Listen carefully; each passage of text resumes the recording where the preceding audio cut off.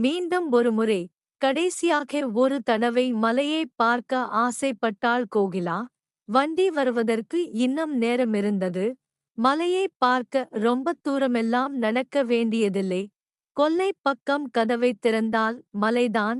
வேலுவுக்கு ஏனோ அந்த மலை என்றால் ரொம்ப விருப்பம். மலை என்று இல்லை, இயற்கையின் எந்த அம்சமுமே அழகுதான் என்பது அவன் எண்ணம். 20 கிராம் தள்ளி இருந்த கூட்டுறவு வங்கியில் அவன் தப்திரியாக வேலை பார்த்தாலும் இந்த கிராமத்து வீட்டை அவனால் விட முடியவில்லை. அதற்கு வீட்டின் பின்னால் படர்ந்திருந்த மலையும் அவன் மனதறிந்து அந்த வீட்டிலேயே இருக்கலாம் என்று புன்னகையுடன் சம்மதம் சொன்ன கோகிலாவும் காரணம். இதனடி பொன்னே, கூறு கெட்டவளாயிருக்கிற, என்னடி இருக்கு இந்த பட்டிக்காட்டுல? அவன்தான் சின்ன பையனைப் போல மல செடின்னு சுத்தரான்னா, நீயாவது பொறுப்பா இருக்க வேணாவா? பட்டணத்துல டவுனுல குடித்தனம் இருந்து சுன்னா நீயும் போன கம்பெனி சாம்பு கம்பெனின்னு வேலைக்குப் போவலாம். இந்த நாட்டுப் புறத்துல ஓனானையும் கரட்டானையும் தவிர என்னடி இருக்குது கிறுக்கச்சி என்று மாமியார் கூட சொன்னாள். ஆனால் அவள் மென்மையாக, இல்லத்தே, பணம் காசு எல்லாம் வரும் போகும். இந்த மாதிரி இயற்கையை பார்த்துக்கிட்டே வாழுற வாழ்க்கை எல்லாருக்கும் கிடைக்காது அத்தே. எனக்கு அவரு சந்தோஷமா இருக்கணும், அவருக்கு நான் சந்தோஷமா இருக்கணும், அவ்வளவுதான் என்ற போது மாமியார் உதட்டைச் சுழித்தாள். ஆனால் அவளை பூ போல் அணைத்துக் கொண்டான் வேலு. இந்த மாதிரி பொண்டாட்டி எத்தனை பேருக்கு கிடைப்பா? நான் கொடுத்து வச்சிருக்கேண்டி தங்கம் என்று அவன் சொன்னபோது எந்தப் பாறை மனதும் நினைத்திருக்காது. 2 வருடங்களில் அவன் மரணத்தைத் தழுவப் போகிறான் என்று வண்டி வந்துவிட்டது. அம்மா, மாமியார், தட்டுமுட்டு சாமான்கள், வேலு வளர்த்த தொட்டிச் செடிகள் என்று எல்லாம் ஏறிய பிறகு கடைசியாக அவள் ஏறினாள். மலையை பார்க்க முடியாமல் விழிகளில் நீர் கொட்டியது. பதிலுக்கு அதுவும் காற்றை நிறுத்தி துக்கம் அனுசரிப்பதைப் போலிருந்தது. பிரியமான ஒன்று நம்மை விட்டு போகும்போது அதனுடன் சேர்ந்து 1000 இனிமைகளும் நம்மை விட்டு போய்விடும் என்று தோன்றியது.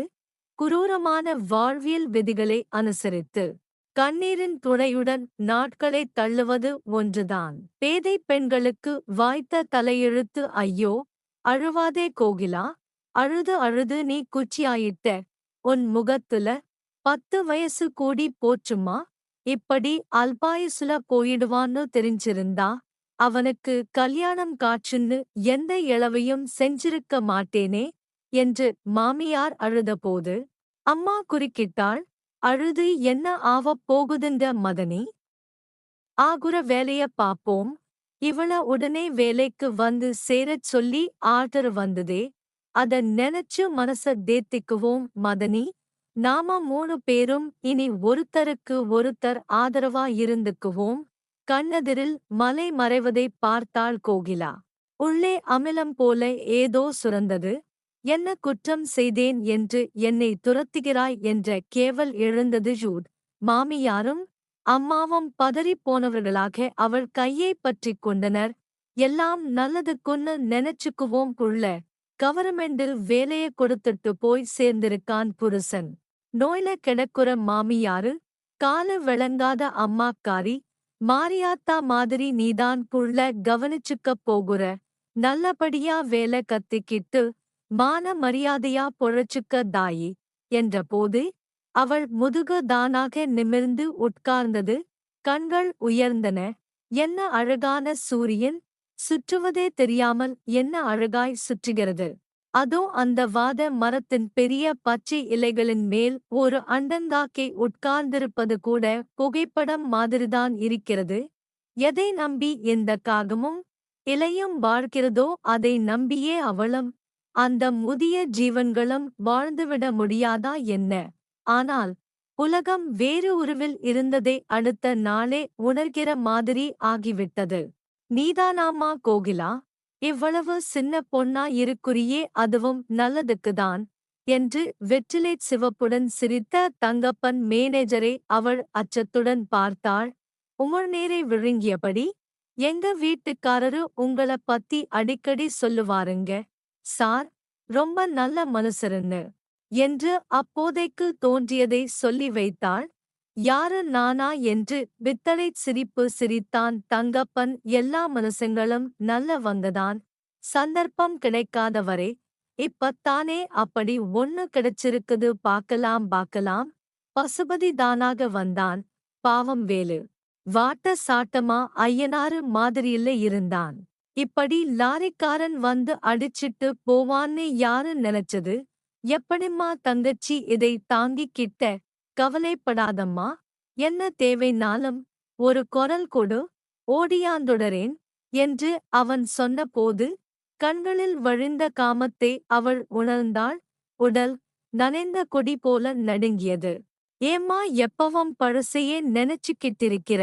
மாண்டவன் மீண்டதா சரித்திரம் இருக்கா? அடுத்து என்ன? அடுத்து என்னன்னு போய்கிட்டே இருக்கணுமா? துள்ளி குதிக்கிற வயசு உனக்கு. ஒரு வார்த்தை சொல்லு, செய்ய வேண்டியத செய்து புடுவோம் என்று மீசையில் கை வைத்தபடி நிச்சயமாக பேசிய ஏகாம்பரத்தை பரிதாபத்துடன் பார்த்தாள். ஐயோ, இது என்ன உலகம்? மானத்தோடு வாழ நினைக்கும் பெண்ணுக்கு அரசாங்கம் வேலை கொடுக்கிறது, ஈர நெஞ்ச உறவுகளும் கை கொடுக்கின்றன. மனமும் இழப்பை ஏற்று விதியுடன் போராட தயாராகிறது. ஆனால் இந்த ஆணுலகம் ஏன் இவ்வளவு குரூரமாக பெண்ணின் ஆடைகளையே உரித்து பார்க்கத் துடிக்கிறது? பேதைப் பெண் என்றால் என்ன வேண்டுமானாலும் பேசலாம், எப்படி வேண்டுமானாலும் நடக்கலாம் என்று யார் உரிமை கொடுத்தனர் இவர்களுக்கு? ஐயோ என் தெய்வமே, ஏன் என்னை விட்டுப் போனாய்? எப்படி மனம் வந்து இந்த கொடிய காற்றில் என்னை நிறுத்திவிட்டுப் போனாய்? காதலும் அன்பும் அனுசரணையும் தவிர எதுவும் தெரியாத என்னை எதற்காக இந்த கொடியவர்களின் கூடாரங்களில் துடிக்க வைத்துப் போனாய்? அத்தே, அம்மா என்று பலகீனமான குரலில் அழைத்தாள். புதுகுடித்தனத்திற்காக கொடி கட்டிக் கொண்டிருந்த அம்மாவும் அரிசியைக் கழுவிக் கொண்டிருந்த மாமியாரும் ஓடி வந்தனர். ரூட், என்னம்மா, என்ன என்று பரபரத்தனர். பிடிக்கலம்மா என்றாள் உதடு துடிக்க. எல்லாரும் தப்பானவங்கம்மா, எந்த கண்ணிலையும் கண்ணியம் இல்ல, எந்த பார்வையிலையும் இரக்கம் இல்ல. எப்படா இவள வளைக்கலாம், எப்படி வளைக்கலாம்னே இருக்காங்க. வேணாம்மா, வேணாம் அத்தே, இந்த வேலையே வேணாம் என்றவள் கதறிவிட்டாள். முதிய முகங்கள் ஒன்றை ஒன்று அச்சத்துடன் பார்த்து கொண்டன. அரசாங்க வேலை, அரசாங்க வேலைன்னு ஓடி வந்ததுக்கு நமக்கு வேணும், மறுபடி கிராமத்துக்கே போயிடலாம். மலையும் வயலும் கழனியும் அரை வேளை கஞ்சியாவது ஊத்தும் நமக்கு. போயிடலாம், இங்க யாரையும் மாத்த முடியாது, எல்லாருமே போக்கிரிகள். ஐயோ, அவள் விம்மி அழுதாள். இதென்ன கலரு கோகிலா? வெங்காய கலரு இல்ல, டாப்பா இருக்குதே, அதுலயும் உனக்கு சூப்பரா இருக்குது கோகிலா. வெங்காயம்னாலே எப்பவும் டிமாண்டுதான் என்று பசுபதி அவள் கழுத்திற்கு கீழே பார்வையை இறக்கிய போது உடல் நடுநடுங்கியது. அக்கா என்று குரல் கேட்டது. பசுபதி நகர்ந்தான். அவள் திரும்பினாள். இளையவன் ஒருவன் நின்றிருந்தான். கரிய ஒல்லிய உருவம், முகத்தின் அணில் போல புன்னகை, கையில் ஒரு பழைய சில்வர் டப்பா. அக்கான்னா கூப்பிட்டே. யாரப்பா நீ என்றாள் திகைத்து. ஆமாக்கா, துப்புரவு செய்யறாங்களே நாகம்மா, அவங்களோட பையன். என் பேரு டில்லி பாபு, 10ஆம் வகுப்புல முதலாவதா வந்திருக்கேன்கா, 3 சப்ஜெக்டுல. அம்மா வீட்டுல கடலை உருண்டை பண்ணிச்சு, கொடுக்க சொல்லிச்சு என்று மலர்ச்சியுடன் அவன் இனிப்புகளை நீட்டினான். என்னது, நாகம்மாவின் மகனா? மாவட்டத்தில் முதலிடமா? அன்று நாகம்மாவின் வீட்டின் வழியாக வந்தது நினைவுக்கு வந்தது. வாழ்வியல் விளிம்பில் இருக்கும் மனிதர்களை நகரின் விளிம்பில் வைத்திருக்கும் காலனி, அது நகரை துப்புரவாக வைத்திருக்கும் மக்கள், பன்றிகளுடன் கழிவுகளுடன் தெருநாய்களுடன் வாழ சபிக்கப்பட்ட இடம். நாகம்மாவின் வீடு அதிலும் சாராயக் கடைக்கும் சாக்கடைக்கும் நடுவில் ஒடுங்கி இருந்ததை அவள் வேதனையுடன் கவனித்திருந்தாள். இந்த வீட்டில் இருந்து படித்தா இவன் வெண்ணெய் தொட்டிருக்கிறான், இனிப்பு மட்டும் இல்லப்பா, உன் திறமையும் அபாரம். எப்படிப்பா தம்பி அந்த வீட்டில் இருந்து கொண்டு ஒரு பாட்டு கூட கேட்க முடியாதே என்றாள் நம்ப முடியாத திகைப்புடன். அம்மா சொல்லும் அக்கா ஊரை மாத்த முடியாது. உன்னைத்தான் மாத்திக்கணும்னு. உண்மைதானே? தெரு வெளிச்சம், மொட்டை மாடி, நூலகம்னு படிச்சுக்குவேன். நான் வரேன்கா. அவள் இமைகள் படபடத்தன. என்ன சொன்னான்? யாரையும் மாற்ற முடியாது என்றா. நம்மை மாற்றிக்கொள்வதுதான் ஒரே வழி என்றா. அப்படி மாற்றிக்கொள்ளும்போது வெற்றிகள் கூட சாத்தியம் என்றா. அட கோகிலா என்றபடி ஏகாம்பரம் வந்தார். இவ்வளவு அழகான கையெழுத்தா உனக்கு? வேற என்னெல்லாம் வெச்சிருக்கிற? ரகசியமா? சொல்லட்டுமா? சொல்லு சொல்லு. உமிழ்நீர் வடிந்தது. களத்து மேட்டுல போரடிச்ச வலுவான கை வெச்சிருக்கேன். கோழிக் குழம்புக்காக கழுத்தை திருகின விரல் வெச்சிருக்கேன். பாறைய மோதி மோதி மலையில நடந்த கால்கள் வெச்சிருக்கேன். அப்புறம் தப்புகளை பார்த்தா தட்டி கேட்குற மன உறுதிய வெச்சிருக்கேன். போதுமா சார்? முகம் செத்து, நடை தளர்ந்து, ஒரு மிருகம் திரும்பிப் போனது. அவள் விழிகளில் நட்சத்திரங்கள் ஒளிர்ந்தன.